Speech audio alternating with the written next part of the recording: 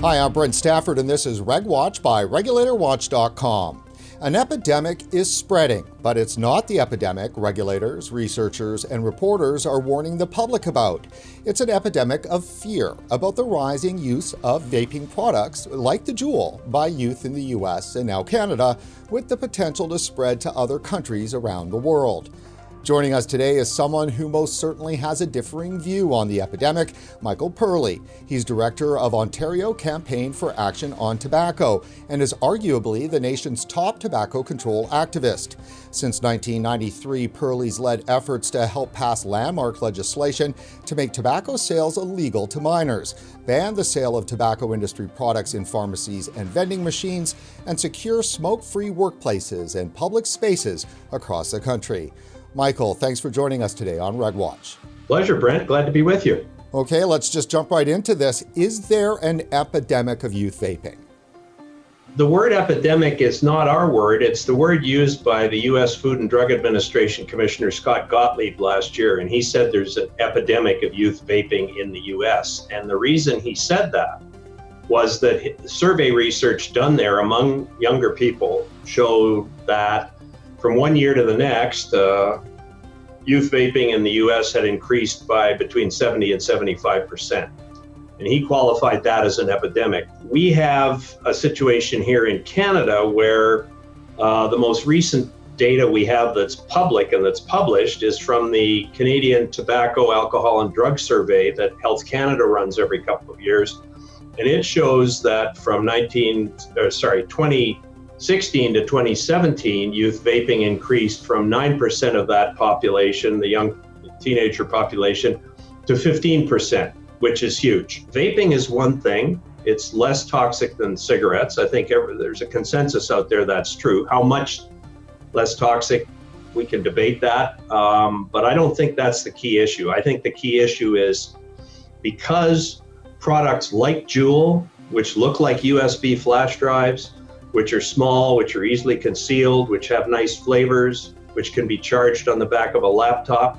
The problem that I've seen described in the States as part of this epidemic issue is kids using it in class, kids using it in washrooms, kids using it at recess in the schools, kids blowing vapor into their sleeves so that it was easily hidden. And a lot of teachers who had no clue what they were dealing with, especially a year or two ago.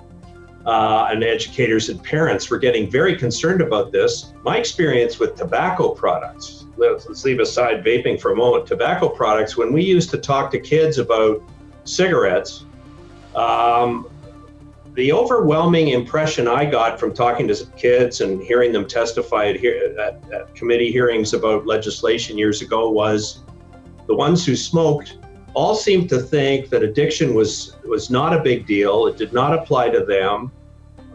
If they found themselves using cigarettes and were into it and wanted to keep doing it, if they had difficulty stopping, well, never mind, I can stop in a year or two was sort of or whenever I really want to, which was the feeling. And I think our experience with adult smokers who've been longtime smokers says anything but. It's a tough addiction to break. The medical consensus on nicotine addiction is that it's as addictive as heroin or cocaine. It obviously doesn't have the psychoactive effects that those drugs have, thank heavens. So there's a real problem with addiction, and especially when it's rooted early in life. When you get kids using nicotine early on through vaping or cigarette use, you get damage to the adolescent brain. Cognition functions are impaired. It's subtle, but it's long lasting. So just in terms of the impact of nicotine itself on the developing adolescent brain, we have a concern. Where are the epidemiological studies for over the last 100 years of nicotine use by youth who started smoking cigarettes? They smoked right through their whole entire life. I mean, we put man on the moon, we invented the computer, we've done all of these things by people, arguably a whole 100 years of people that have been smoking when they were young. So where is the scientific evidence, not current evidence of a trial done last week or last year or 10 years ago. I'm talking about where are the long-term 40, 50, 60-year studies that prove that nicotine causes brain damage? Well, in adolescence, you don't have to have 100 years of studies to demonstrate that nicotine causes brain damage. We have a But big wait a minute, society. though. Teenagers the initiation of smoking, as you said, used to be very, very young. Used to be around that 14 and 15-year-old. That's used to be the way it always was. So if you were 1940, 1950, 1960, likely if you were a smoker and there was huge percentages of the population that smoked, you would have been smoking at 15, 16, 17, 18, 19, 20, 21, and then you went off to go work at NASA. So if there was indeed brain damage happening to smokers who were starting when they were 15 years old, we're talking smoking, right? How come then we didn't have generations of adults that clearly were showing effects of their adolescent use of nicotine? Well, I think we weren't studying it 50 or 60 years ago because that was the period only when we began to focus on, and the results started to come out about tobacco use and lung cancer.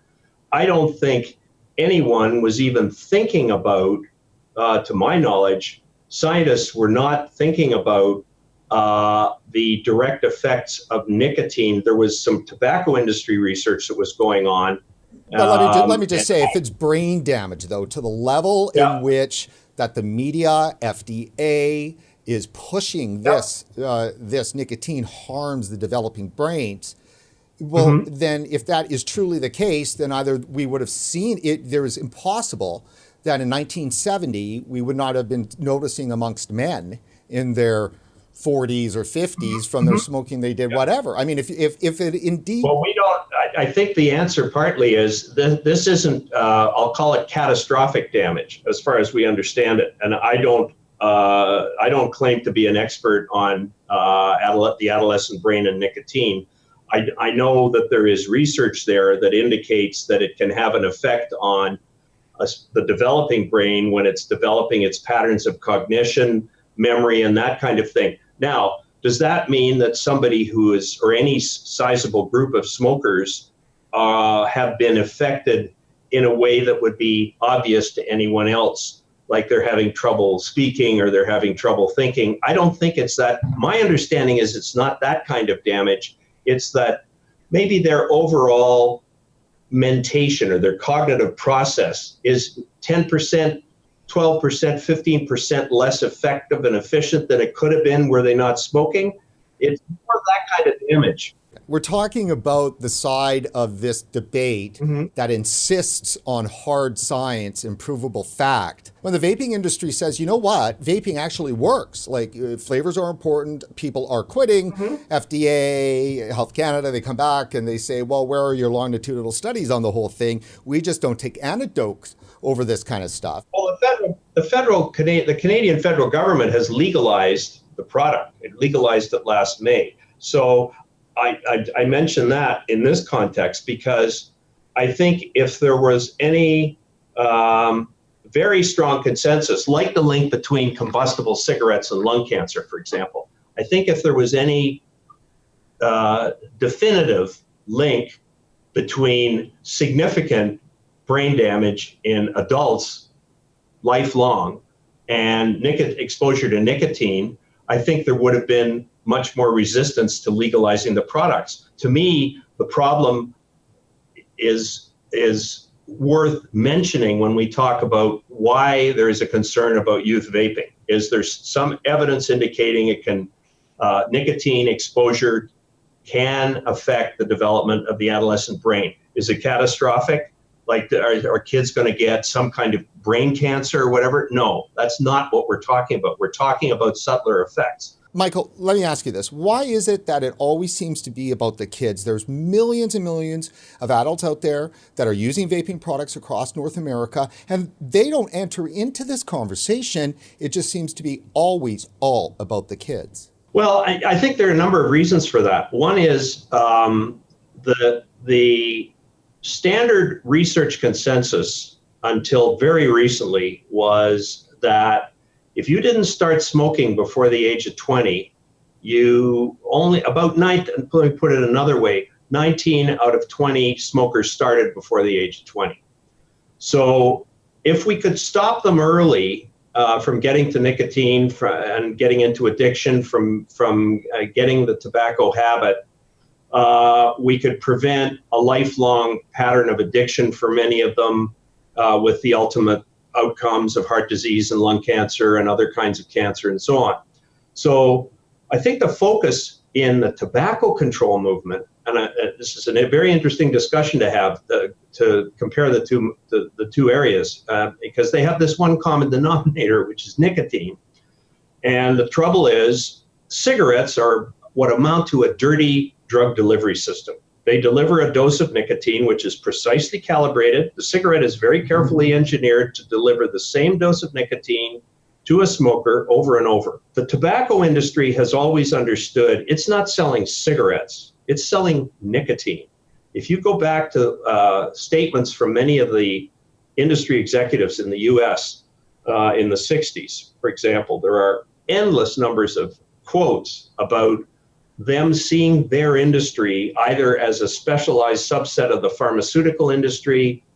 And there's one famous quote by a guy from Brown and Williamson, the big US tobacco company, in '63. "We are then in the business of selling nicotine, an addictive drug effective in the release of stress mechanisms." So they've understood for years that what they're doing is selling nicotine. Most recently, I saw a fascinating presentation from the CEO of British American Tobacco, which is a huge international tobacco company, and their subsidiary in Canada is Imperial Tobacco.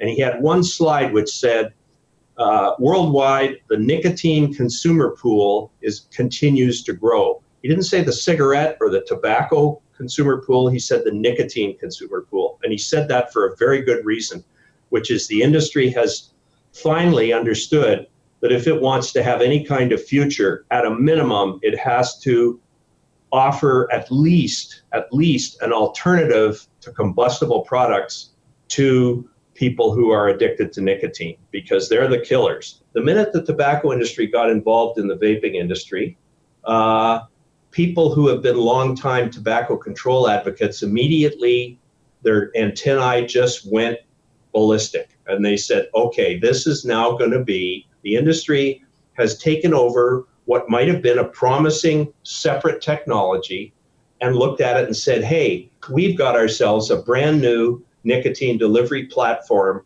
that has less hazards than the combustible product, and we're going to maximize our interest in this. We've been trying to find a way to make smoking safer for years. Nothing has worked. So now they have a way of offering the addictive drug, which keeps people hooked into their business model without all the negative side effects, as far as we know. Let me point this out, though, Michael, because I think it's really important. The tobacco control conversation is not addressing vapors.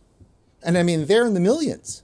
And so right now they're caught between big tobacco, they're caught between youth use, they're caught between a media that's hostile and a regulator that in Canada seems to be changing their mind. Yeah, no, that's it. Listen, I understand that argument very well. And to me, we've got a product that has come on the market way in advance of the time it takes for a complete evaluation of the direct and indirect impacts of the technology on the user. So we have a number of studies that show that vaping can be helpful to people who are trying to quit smoking.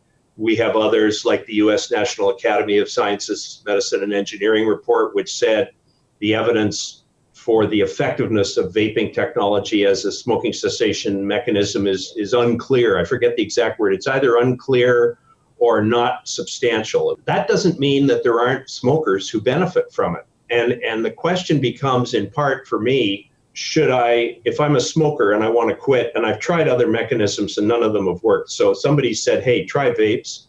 Should I try vapes? As far as I'm concerned, you sure should. There's nothing wrong with that at all. The problem is that we've got a product that has come on the market way in advance of the time it takes for a complete evaluation of the direct and indirect impacts of the technology on the users. And I don't want to forget that we have a significant community of expertise in the form of specialty vaping stores who, if a smoker goes into the store, that smoker is going to get asked a lot of questions about what they smoke and what kind of flavors they like and what kind of device they might be interested in, and then they might get a chance to test it, and or excuse me, they can evaluate what kind of device, with the help of the vaping store's specialty personnel, what kind of vape will likely work for them. And they might go and it might work for them for a while, and they might come back and say, you know what, I'm really getting cravings again. Well, they got to up the nicotine dose. And the specialty stores that I've gone to talk to always know exactly what amount of nicotine is in each product, how it's delivered.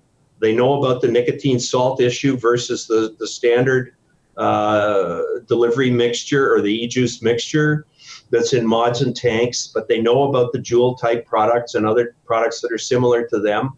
So they can, any smoker who wants to find out about how to use vapes, what vape might be best for them, what kind of cigarettes do they smoke, how much nicotine do they get from their cigarettes.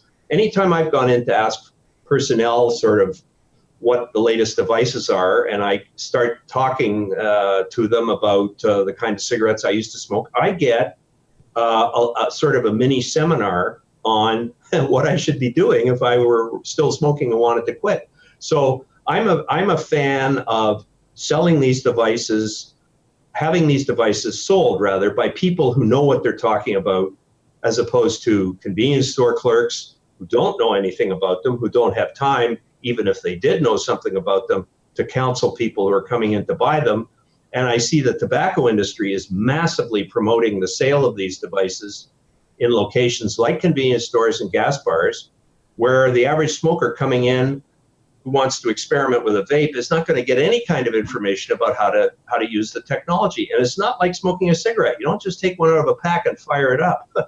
You have to know what you're doing. So, Michael, let me just bring up here that just earlier today, a couple hours ago, FDA Commissioner Scott Gottlieb released an announcement on some enforcement actions that they're taking against Walgreens, which they say in total, overall, not just including Walgreens, in total they've identified 15 national retail chains. So it's Marathon, Exxon, Sunco, BP, Citgo, Mobile, Chevron, Shell, Casey's, 7-Eleven, Family Dollar, Kroger, Walgreens, Circle K, and Walmart. Wow, that's quite a list. That's the list, right? Before we start cracking down even further on vaping, we pass a law that makes it, like, with some teeth, that really enforces these retailers to stop selling tobacco products to youth, including e-cigarettes, which I don't agree is a tobacco product.